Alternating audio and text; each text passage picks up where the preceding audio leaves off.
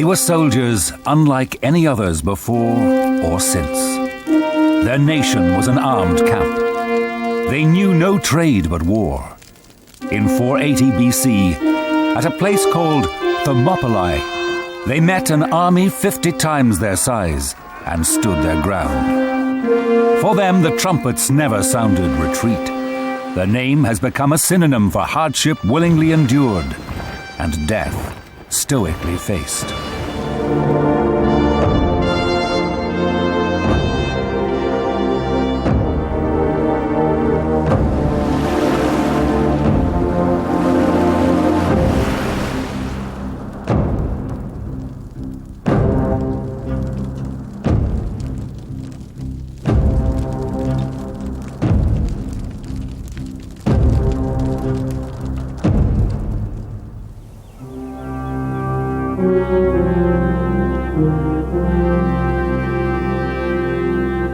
If the city of the Spartans should be deserted, and nothing left but its temples and foundations, posterity would, I think, after a long lapse of time, be unwilling to believe that their power was as great as their renown.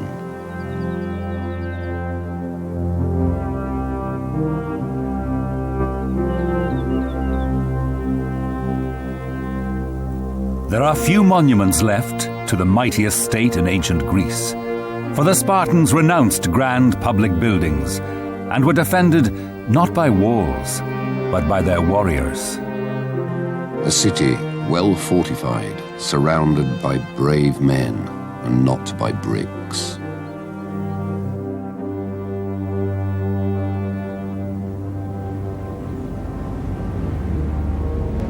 Early in the 5th century BC, the Spartan defenses were put to their hardest test yet. The Persian king Xerxes, who ruled the greatest empire in the world, schemed to make it greater still by conquering the city-states of Greece. Invaders had long been drawn to the fertile plains of southern Greece, just as the Spartans themselves had been when they founded their city-state in the 10th century BC. They were shielded, however, by both mountains and the sea.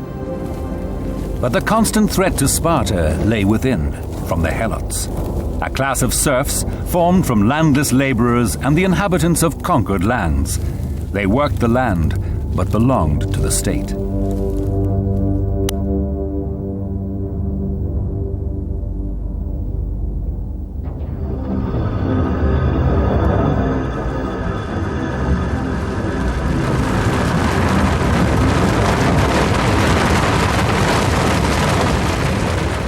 When a terrible earthquake shook Sparta in 465 BC, the Helots rose up. It took the ruling class 5 long years to quash the revolt. Thereafter, the Helots were carefully watched by Spartan warriors, who were quick to execute those they suspected of disloyalty. Hostile to outsiders, fearful at home, Sparta was a state like no other in history. Forever under the cloud of war, the entire nation lived like an army.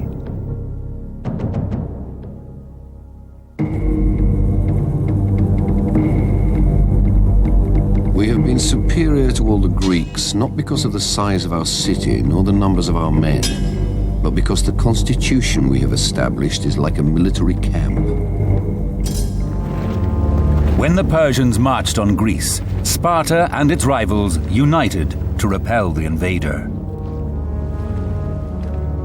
With most Spartans celebrating a religious festival, an advance guard of 300 picked warriors and 4,000 allies under King Leonidas was sent to hold the pass into Lower Greece at Thermopylae.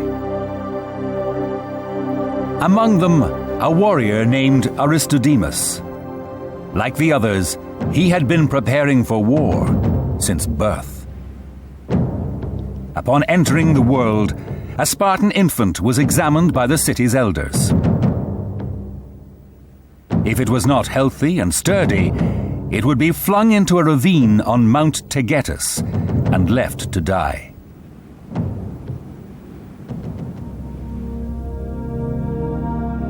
Having survived this ordeal, Aristodemus was bathed not in water, but wine, to steel his constitution. Then he was handed over to a slave nurse, not to be mollycoddled, but to be fed plain food and taught not to fear the dark or being alone. At 7, Aristodemus was enrolled in the Agoge, a state-run system of military training. His life was now devoted to the study and practice of war. Of reading and writing, they learned only enough to serve their turn. All the rest of their training was calculated to make them obey commands well, endure hardships, and conquer in battle. The young Aristodemus was forbidden underclothes and shoes. Instead, he was given a single cloak to last the whole year. Rigorous exercise was undertaken naked. He was not given a bed. He had to make his own from coarse rushes, plucked and twisted by hand.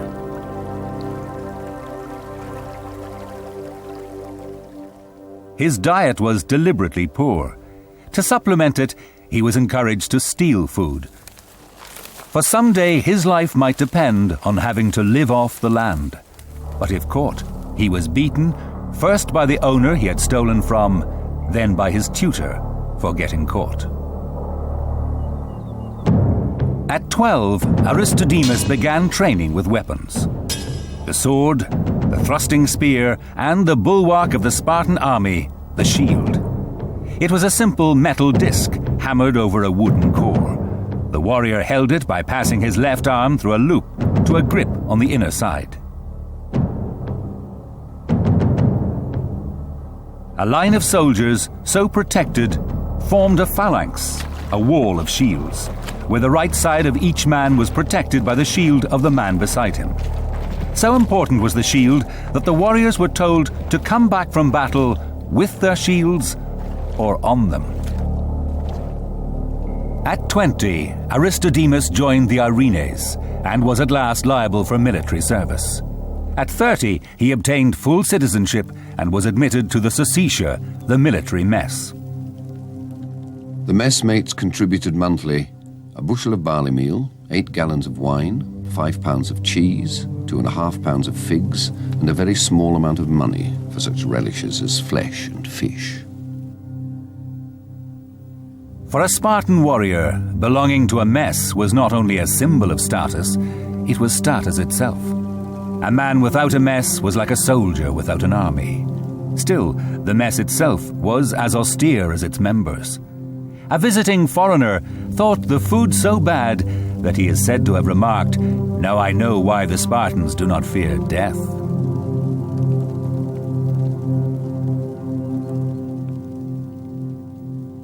In the mess and the barracks, bonds were forged that served the Spartans well on the battlefield. Training together, eating together, sleeping together, warriors became friends and lovers. No greater glory could a man seek than to die in battle for the one he loved.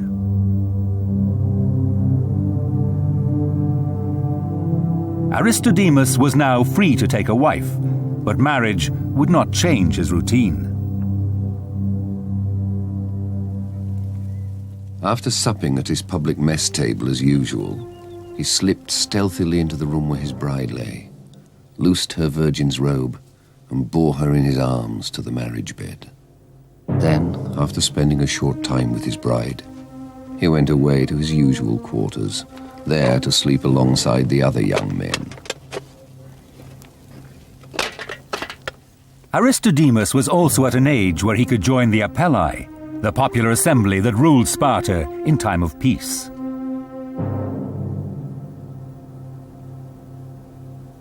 For the rest of his life, Aristodemus was expected to devote himself to the affairs of state and the art of war.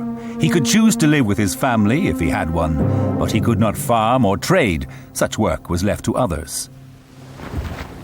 The end result, an army that could outdrill, outmarch, and outfight any other.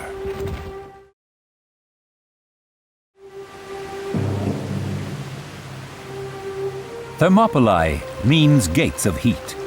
Here, where the mountains reared up from the shore, a hot sulfur spring flowed. In time, the sea would ebb and expose a plain nearly a kilometer across.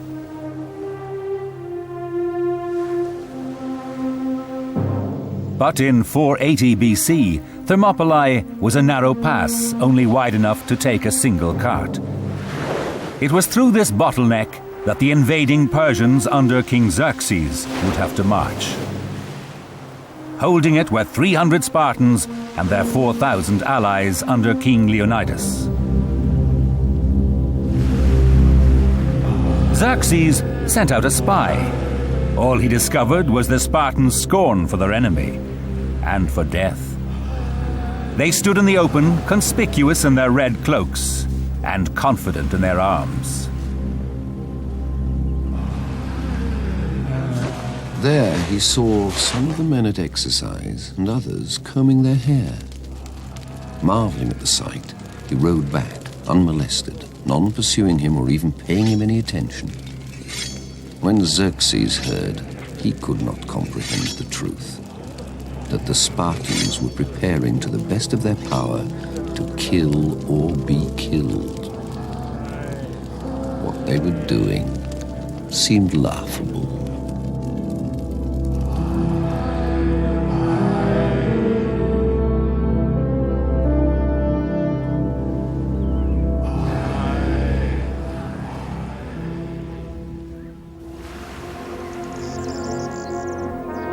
The army that Xerxes commanded was 200,000 strong. Such a host, he imagined, would sweep the Greeks aside. But he did not know the lay of the land, nor the way of the Spartans.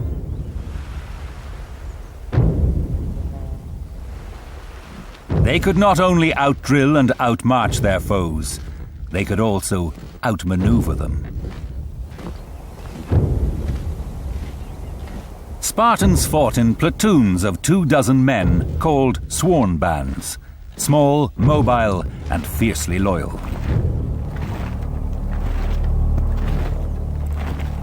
Aristodemus would serve in the same band throughout his career.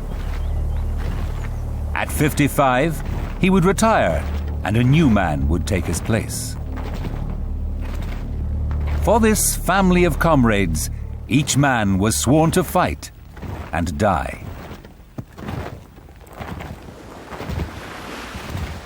Preparing for battle, Aristodemus armored his torso with a bronze cuirass. His shins were guarded by bronze greaves. Strapped to his waist was an iron sword, its curved blade wider near the tip so as to inflict more grievous wounds. His head was protected by a bronze helmet that exposed only the eyes. Beneath it, his long hair spilled out, a privilege of veterans and a sign of prowess.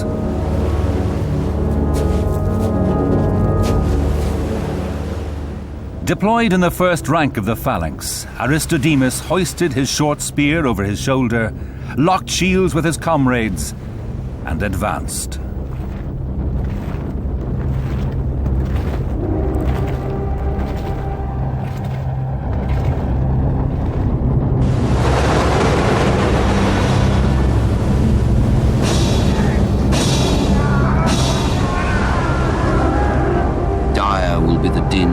Sides clash rounded shield against rounded shield, and awful shrieks as they fall upon one another, piercing men's breasts with the spear.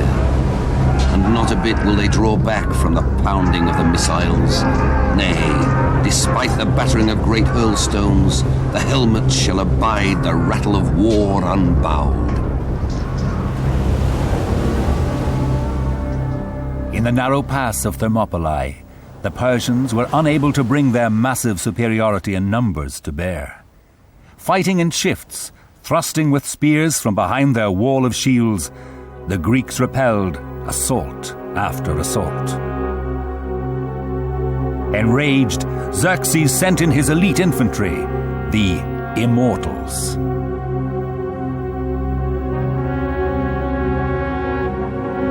Seeing this, King Leonidas ordered his men to fall back. The Persians swarmed into the pass and Leonidas's trap. At a signal, the Spartans turned and fell upon their bewildered foe. Faced with the spears of the Spartan phalanx, the immortals failed to live up to their name.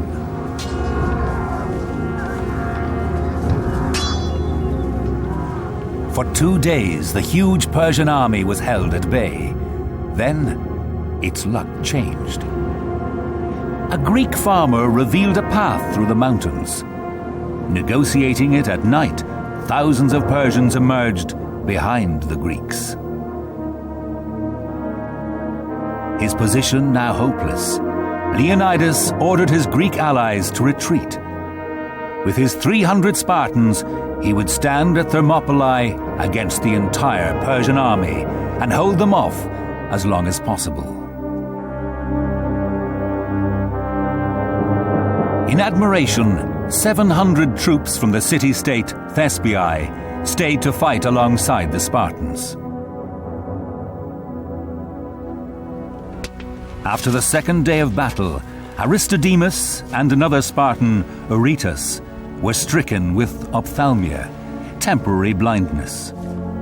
Leonidas had ordered them to rest behind the lines, but now the Persians were closing in.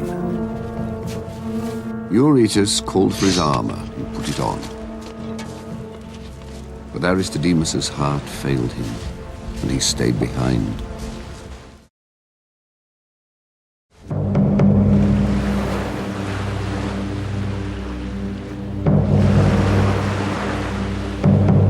They now met their enemies outside the pass, and many of the barbarians were slain.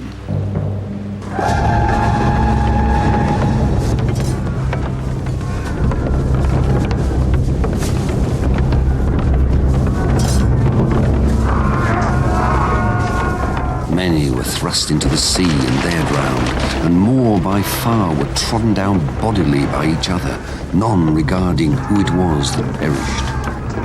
For inasmuch as the Greeks knew that they must die by the hands of those who came around the mountain, they put forth the very utmost of their strength against the barbarians in their recklessness and frenzy.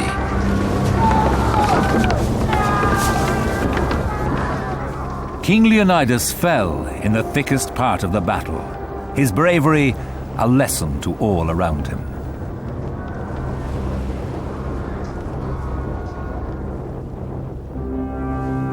With their spears and their ranks at last broken, the Greeks withdrew to a nearby hill for the final stand.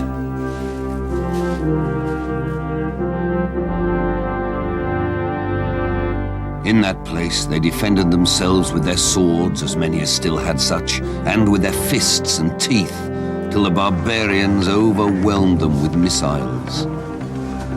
Thus did the men of Sparta and Thespiae bear themselves.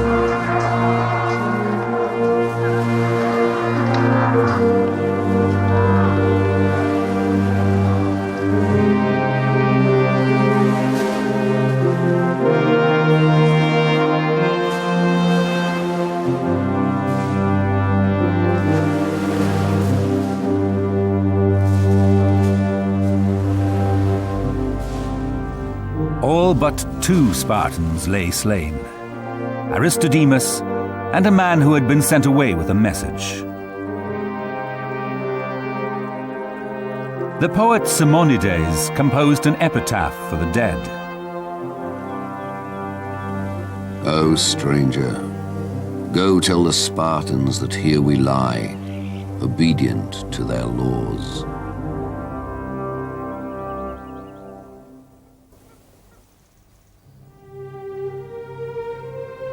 But one warrior had failed the Spartan military code and did not lie there, Aristodemus. For a Spartan, this was a fate worse than death. When Aristodemus returned to Sparta, he was dishonored. No Spartan would give him fire nor speak with him. and they called him for his disgrace Aristodemus the coward.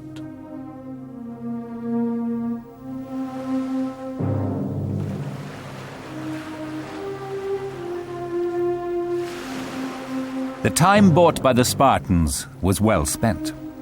When the Persians next met the Greeks at the great naval battle of Salamis, they were defeated.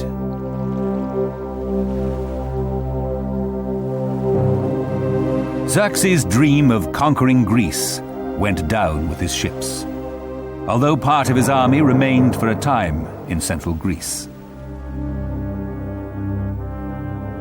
Aristodemus never got over the shame of having survived Thermopylae.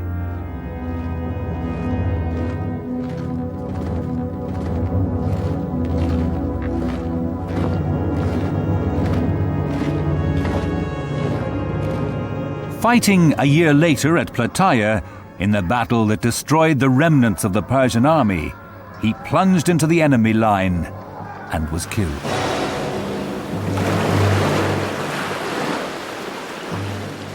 For much of the next century, Sparta was locked in the deadly struggle with Athens that became known as the Peloponnesian War. It ended in 404 BC with the destruction of the Athenian fleet and the dismemberment of its empire. Victorious Sparta was the most powerful state in Greece, but for its inflexible people, new lands proved easier to win than to rule. The state as an armed camp, an idea that had worked so well at home, failed abroad. After the defeat by the Thebans at Lechaeon in 371 BC, Sparta went into decline. The discipline that kept its soldiers from fleeing in panic also prevented wise retreat. Militant Sparta had made too many enemies and lost too many men. In the 2nd century BC, its power was broken for good by Republican Rome. Sparta's once great training system, the agauge, was reduced to a pointless exercise in the endurance of pain. The boys in Sparta are lashed with whips during the entire day at the altar of Artemis or Thea, frequently to the point of death. And they bravely endure this, cheerful and proud, vying for the supremacy as to which could endure being beaten for the longer time and the greater number of blows. The one who is victorious is held high in repute. This was the legacy of the once proud Spartans.